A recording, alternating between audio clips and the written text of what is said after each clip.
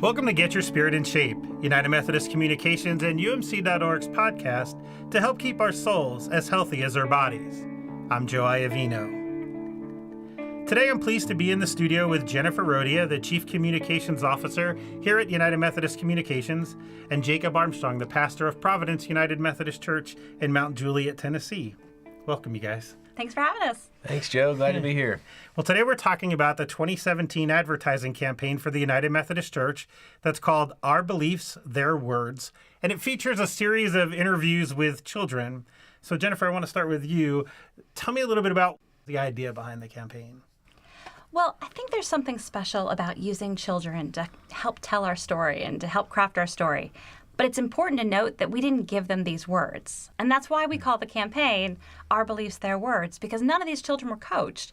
We went to local churches and invited children to participate if they wanted to. And then when they arrived on our set, they met Jacob, but they came in cold. Yes, definitely. And that was one of the best parts about it, was just hearing what they would say and us learning how to react from their beautiful words and their beautiful hearts. How many kids was it, and what age were the kids? We had a total of 59 children participate. Wow. And they represented ages 5 all the way up to 12 was our oldest. Multiple ethnicities from multiple churches in the area, and just all kinds of energy and fun. And there are a couple that took you for a ride there, Jacob. Yeah. We never knew what to expect. And so someone would come in completely ready to talk. Others would want to play. Others would be distracted by some of the cameras in the room. And Sure. So I definitely, I learned a lot. It looked like you had a lot of fun with the kids. I mean, there's some clips I've seen in some of the videos of kids doing cartwheels. There's a lightsaber involved at one point. Yeah, we had a blast, and you know the team there allowed me to just be real with them, and so sometimes a kid would come in and to be most comfortable they wanted to go play with a dinosaur, and so I got to sit down on the floor and play with the dinosaur. We did have a wonderful lightsaber duel that took place, but really it was just allowing them to feel comfortable. And then allowing them to share their hearts out of the question. So, you know, if we needed to take a break and loosen them up a bit, we could. But as Jen said, the really beautiful part for me was just to hear them share about the church, about God, the questions that they had. It's really cool. So what were some of the things that you heard that were moving? Yeah. You know, we had one section that's already come out that was about Easter, and that particularly struck me to hear them talking about what they thought about life and new life, and particularly miracles. Several of these kids had really personal stories of how they had experienced miracles in their lives, or even where they had prayed for miracles and they didn't quite see it go the way that they had hoped. So in other words, just like you and me. But to hear it from their kind of pure, authentic place took our breath away at times. Sometimes we'd have to stop and just pause and let it sink in. And there's something, too, about the assurance that some of these children walked in with. I mean, we know as adults we wrestle and we have doubts and we've been clouded by all of our experiences in our lifetimes. And these kids are coming in, and so many of them just had such an absolute certainty of God's presence with them. And I mean, that was really wonderful, not only to see and experience, but I mean, it touched me. Yeah. I've thought back to that multiple times. Yeah, I've heard you talk about that, saying something along the lines of that they knew that God was with them. And that's something that we as adults sometimes forget. And that really moved you. Yeah, absolutely. And it's one of the themes that we've tried to draw out for the piece that we're trying to do around back to school. You know, we know that when kids are going back to school, that's a challenging time. I mean, it's exciting. Absolutely. There's all kinds of wonderful experiences and parts of that, but it's also a little unnerving. It's new. And as we thought about, you know, where is the church's place in this? Where is God's place in this? I mean, we send our kids off to this new environment where we're not with them during the day, but who is? And God can be with them. And so as we've thought about just looking through their interviews and pulling together the pieces that made sense for this, we've got this message that the church has a role in that too. If we can help kids remember who their identity is in Christ, they are beloved children of God, no matter what else is happening in the world, then they have that assurance as they go into any new environment. And they can not only feel more secure themselves, but hopefully reach out and touch the kids around them. Yeah. So we know what we're talking about here, but I'm a little concerned that we haven't mentioned kind of how these videos are going to be used. You want to talk a little bit more about that? Tell us how that's going to happen. Right. So the structure of this campaign and what we're trying to accomplish overall is that we will end up with multiple messages, all told by the children, that talk about different themes. And so we look at complex religious ideas told through kids' words. And in doing this, we hopefully get to invite people who are outside the church and who might not realize or might not be able to always find God in their present moment, that this might give them a glimpse or a window into how they might connect with the church and how they might connect with God and how they might be part of that story. Yeah, one of the beautiful things about this is that sometimes we make faith stuff so complicated.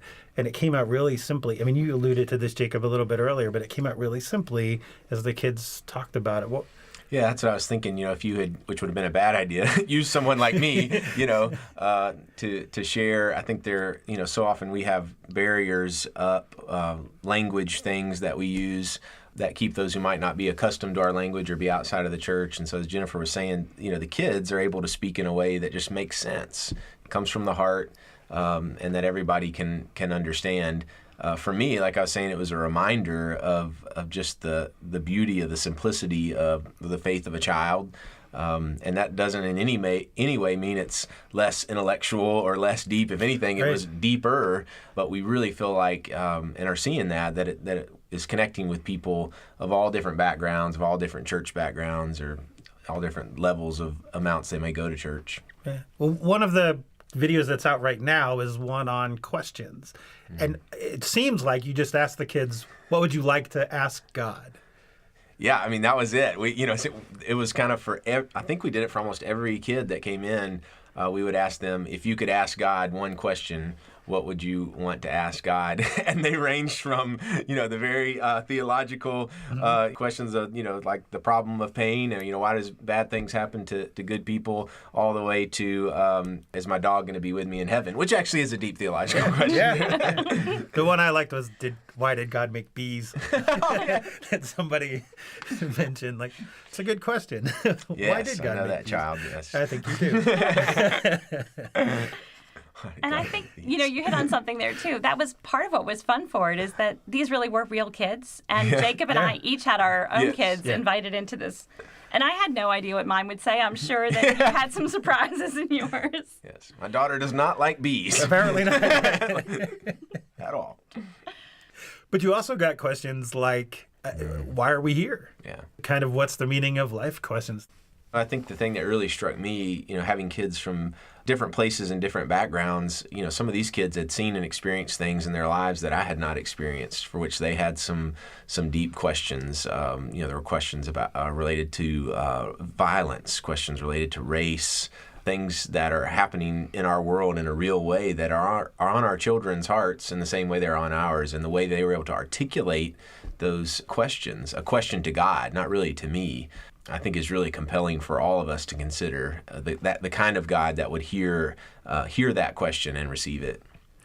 And I think, that's part of why we're even trying to choose these topics. One of the reasons we ask the kids these questions is that, when we think about what it means to be United Methodist, we're open to questions. We're not a denomination that says this is exactly what we believe on every subject and there's no room for you to bring your own thought to this. We're meant to come to God with our questions. We're meant to work together in small groups and to go to the Bible and to look for answers. And it's that exploration that brings us deeper.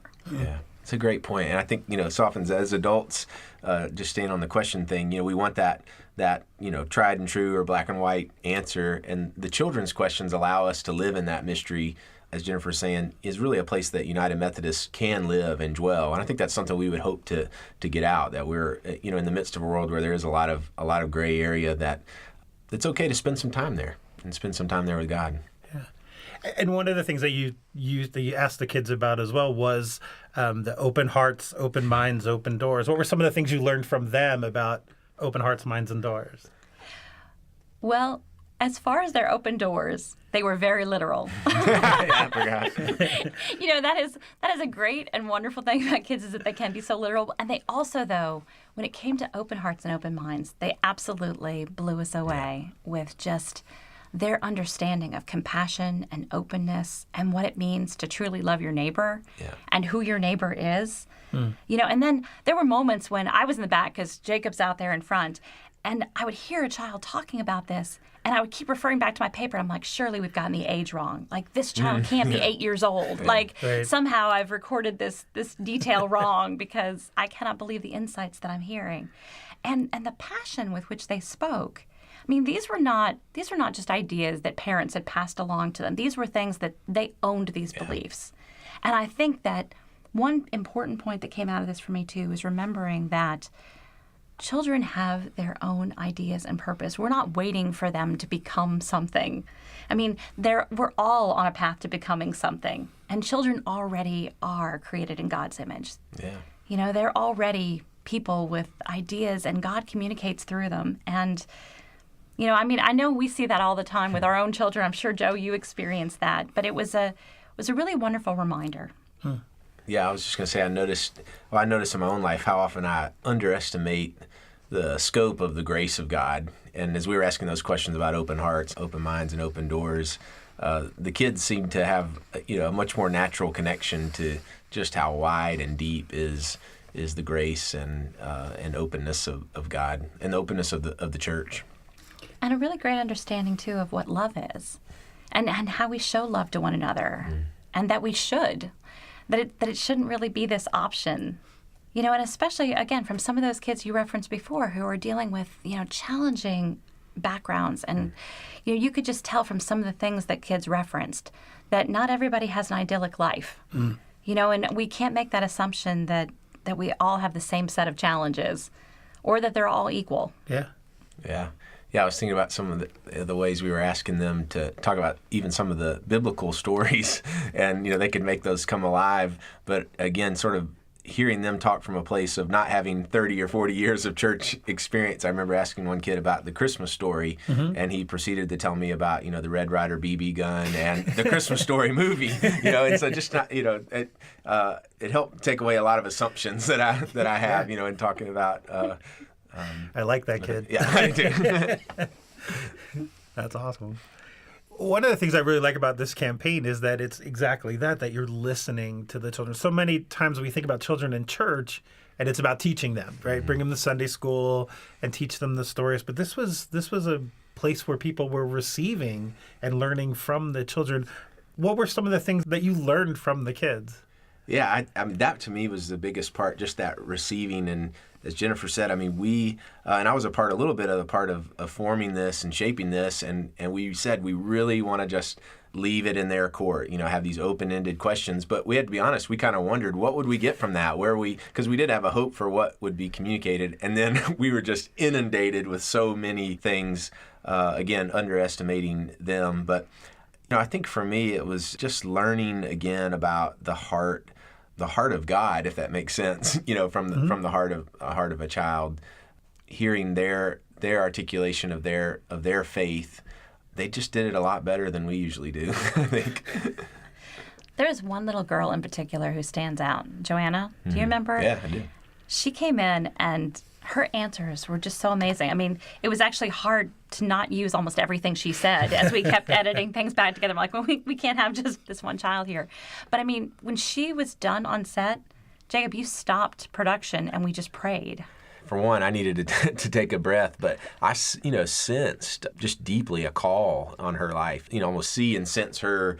And I don't want to, you know, I'm not a prophet, but I could see her leading a church, being the pastor of a church, doing amazing things in ministry. And I mean, yeah, I can feel that even now, just remembering her. And so, you know, it was a beautiful thing just to be able to stop and pray for her and with her. And I encouraged her to go and tell her pastor, you know, about this experience. Yeah. And the whole crew felt it. I mean, it was great to see just like the people running the cameras, like stop and bow their heads and just be part of it. Like, I mean, even just the space on set felt like everybody knew something important was happening here. It wasn't just another day in production. Definitely. Well, there's this interesting story in Scripture where Jesus says to the disciples that whoever welcomes a child welcomes me.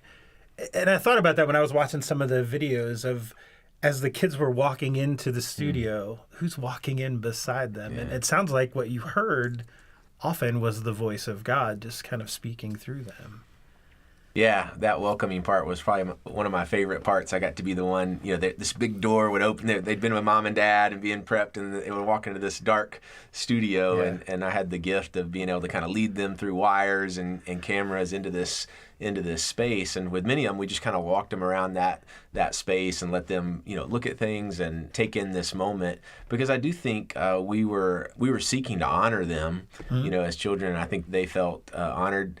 I hadn't thought about it like that, but I think that's very much that we were wanting to welcome them as we would have welcomed Christ. Yeah. So on kind of a practical level, what have you learned about kind of listening to the kids in your lives, or what advice would you give to parents or grandparents and how they can do what you did in the studio in their living room? Yeah, I know, Joe, you talk often on this podcast about spiritual practices, and, I was thinking about that coming in and how that, and really a spiritual practice that I gained from this was trying to listen to my kids. As Jennifer said, we had invited my girls, and so I got to sit there in this much different situation with a light on them and really them talking and me listening.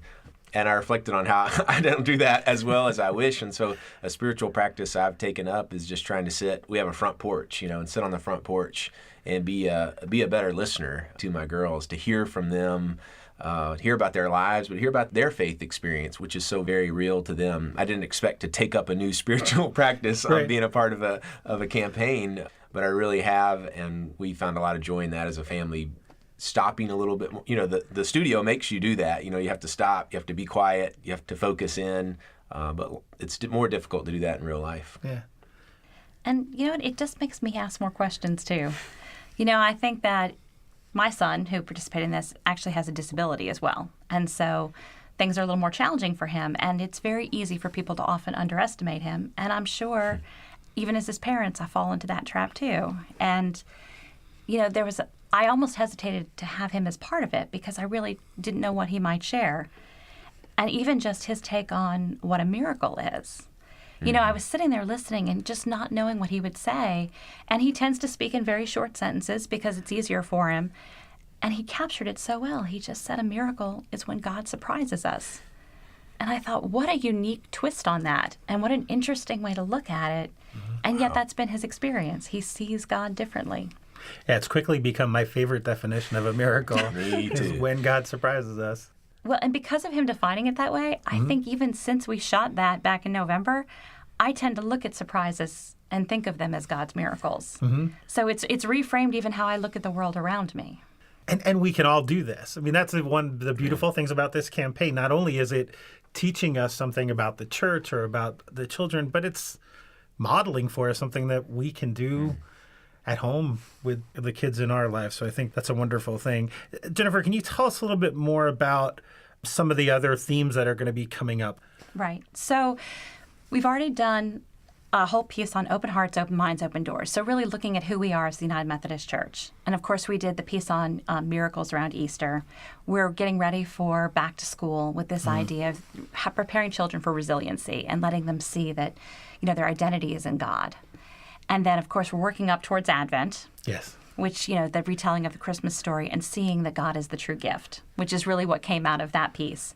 In between all of that, we may not put advertising dollars behind everything, but we're going to be looking at messages around forgiveness and gratefulness and gratitude, which honestly, if we think about spiritual disciplines, is I think one of the places where my heart sort of rests. When I hear you talking about getting your spirit in shape, I was thinking, really what is a daily practice? Because I have to say, my life is a bit chaotic. I travel a bunch. I've got a young kid in school. I'm running around. And I can't say that I have the same consistent routine every day. But one thing that I have tried to do as long as I can remember, going back probably to before I was Lucas's age even, is practice an attitude of gratefulness.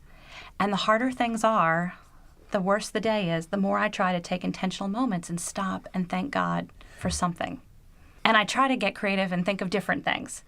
And depending on how bad it is, sometimes it's just enough to be thankful for the air in your lungs and the fact that you're sitting there. And it really doesn't take long before the list is so long, you've completely distracted yourself from whatever. And I try not to let it be like a once a day thing, but just sort of almost like a taking in air. If I'm talking to God, I want to start it with an offering of thanks. And it's interesting too, because what I'm finding is when you live into those spiritual practices and you have people in your life that you love and love you, they will tend to adopt those practices. And then they kind of hold you accountable when you miss the boat there. Yeah. And it's never more apparent than when I step out of the door to go to school in the morning. And, you're racing, you've got the backpacks, and you're running, and I'm hurrying along. And Lucas will throw the door open, and I'll hear him from behind me say, "You forgot." What did I forget? And he's like, "You didn't greet the world. You didn't thank God for this beautiful day." Nice. And so before we can get in the car and before we can put on our seatbelts, we have to greet the world. Just shifting gears a little bit, it's a little bit weird to talk about this. It's scorching hot out, but we've got a Christmas campaign coming up. So tell me what the kids told you about Christmas that was either fun or something profound. So not surprising, a lot of them would think, and we were asking them about, gifts that they had received. But my favorite part was I would ask them about the Christmas story, as I mentioned, and then then I was more specific. Tell me about the Christmas story in the Bible. And their retelling of that was really cool to hear about just the way they would describe Mary, or to think about Joseph or his dream. The wise men usually made their way into that. But there would be these moments where they would forget. I felt like they're kind of talking to a pastor, and they'd start, you could see, their brains beginning to remember the story. And as they began to tell the story of what it was like for those different people to go and meet with Jesus, sort of like Linus, on the Charlie Brown Christmas story. It's like, that's what it's really about. And you could almost see them making that shift too, after having talked about gifts, which are great to receive, that when you just really get to the heart of that story of what it means for us to receive Jesus into our lives, that was my favorite part. One of the things I wanted to ask you about is, I heard that recently you used Jennifer's son Lucas to help lead worship at Providence. Can you tell us about that Sunday? Yeah, absolutely. And Jen, you can fill in any details. First, I have to say, Lucas and I are friends. We have a great relationship, and he's been an encouragement to my kids and my family. But a year or so ago, Lucas was not wanting to go to church as much. I'm sure it didn't have anything to do with my preaching, but he wasn't wanting to go to church. And Mike and Jen, Jennifer's husband Mike, were asking Lucas, why don't you want to go to church? And he ended up saying, he said, it's because I don't want to wear a handsome shirt. And they realized I was like, just like a button-up shirt. And they were, of course, like, you don't have to wear a handsome shirt. You can wear whatever shirt you want. And he said, I want to wear my Star Wars shirt. And Lucas and I have a bond that we both love Star Wars. So they're like, of course you can wear your Star Wars shirt. So Lucas comes to church that Sunday with a Star Wars shirt on. I see it, and I remember that the shirt I have underneath my handsome shirt is a Star Wars shirt. So I told Lucas that. We kind of had this awesome moment. And I know for all of us, it was a reminder that God will do anything to remove those barriers for us to come in. And really, it's not about what we wear. But for both Lucas and me, that moment was a God surprising us kind of deal. Yeah. I didn't expect him to have a Star Wars shirt on. He didn't expect me. So on Palm Sunday, I invited Lucas to share and worship with me as we talked about a great surprise, that the king coming into the world is riding on the foal of a donkey and is not coming as a triumphant kind of military leader, but as a humble servant. And so I wore my Star Wars shirt to church that day, just that, and I was getting a few funny looks. So I preached my whole sermon in that, and then shared with them about Lucas. And then Lucas came, which was certainly the best moment, and we served communion together in our Star Wars shirts. And it created this ripple effect that now all kinds of people are wearing Star Wars shirts at church, men, children, which I didn't anticipate. But it's just kind of this fun, joyous, we can be who we are. And the force is with us. Yeah, definitely. And you told me about Lucas church high-fiving everybody up the aisle. Is that? Yes. So, yeah, he was nervous at first, and then he sort of kind of got his groove. Got more comfortable. And so, we have 3 services at Providence. So by the third one, he kind of took a victory lap after communion and just sort of high-fived people around the sanctuary. And sometimes you just have to let those things go. But there's also the symbol of connection there that, he was home. Yeah. Yes. With his church family, and what a great opportunity. Which brings us back to these videos, I think, to a certain degree, is that this is part of the message that we're bringing out is kids have a place here, not just to receive, but also to teach and to share. Well, and I also think that, you know, at its core, church is that community, right? We're not meant to go on this spiritual journey alone. And if church is doing church right, then we're there for each other, and we're there as a group and as a unit. And new people should be welcome, and people who are there should feel included and excited. And one of the things that Sundays like Star Wars Sunday or Palm Sunday, as others know it, will remember is that there was a great sense of community in that room. And lots of people have come up to me afterwards, and it broke down some barriers for them. You know, it reminds you yet again, it just strips away pretensions from the whole service and the experience itself. Yeah. And I will say, you know, as we think about the campaign, we used the miracle video, you know, in worship that morning as a way of just kind of setting the table for where we were headed. And those clips have a wonderful way of just focusing our hearts on, again, as we've been talking about, just kind of that distilled message. The last question I usually ask guests is about a spiritual practice that they can recommend. Because Get Your Spirit in Shape, we talk about that what we talk about is kind of the spiritual nutrition, and then we try and recommend spiritual exercises. Jacob, do you have one you want to share? Or did you already share the listening to the kids? That's okay. You know, I would recommend that again because I had never thought of the spiritual practices of listening. And I don't think it just has to be a child, but just being able to be still before God in a place where your heart can be still and listen to the voice of God, whether that's through, like for me, a 7-year-old girl named Phoebe, or through the birds, or the sun rising over the trees. Yeah, life is so noisy and so busy that I think that's an important thing, just to get quiet and be able to listen. And Jennifer, you talked about gratitude in the everyday. Yeah, I think that's really it, finding your moments of joy and realizing that they are ever present. No matter what's going on, there is still something. You can still see God at work in this world. Wonderful. Anything else you want to tell us about the campaign, about I think one thing that I'd love for churches to be on the lookout for is that we really are hoping to support the churches with this campaign this Christmas. And so we're working on partnering with discipleship ministries to have a sermon series that goes along with it, as well as video bumpers that churches could use in their churches. Oh, wonderful. We're putting together an entire marketing calendar that will lead you up through the entire month of December with memes created, the posts ready to share, and the schedule for how you would do this to be really invitational in your community. When I think about what my life has been because of knowing God, I want to take every opportunity to invite everybody we can into some kind of relationship. And so if we can put tools in the hands of our local churches and make it a little bit easier for people who are, you know, so many people, the one-person shop trying to do everything, and they don't have time to create videos and marketing calendars. And if we can help with that, that's what we're wanting to do with this campaign. Yeah. So I'll need to tell our pastors and get on the lookout for this material that's coming out for Christmas. Great. Well, thanks, you guys. It's been a great conversation. Thank you, Joe. You. Yeah, Thank you. Enjoyed it. That was the Reverend Jacob Armstrong of Providence United Methodist Church in Mount Juliet, Tennessee, and Jennifer Rodia, Chief Communications Officer and my boss at United Methodist Communications. To see the videos of the children and learn more about the Their Words, Our Beliefs campaign, go to umc.org/podcasts and look for Get Your Spirit in Shape, episode 18. We've posted links to some of the videos, a story or two, and places where you can learn more about Jacob and Providence United Methodist Church. While you're there, send me an email about what kids have taught you about God, life, and faith. I love to hear from you. Also on umc.org/podcasts, you can subscribe to Get Your Spirit in Shape using iTunes, Google Play, Stitcher, or just about any other provider. When you subscribe, new episodes will automatically download to your device as soon as they're available. And we're working on one on prayer that I think you will especially enjoy. Hey, thanks for listening. I'm Joe Iovino. Peace.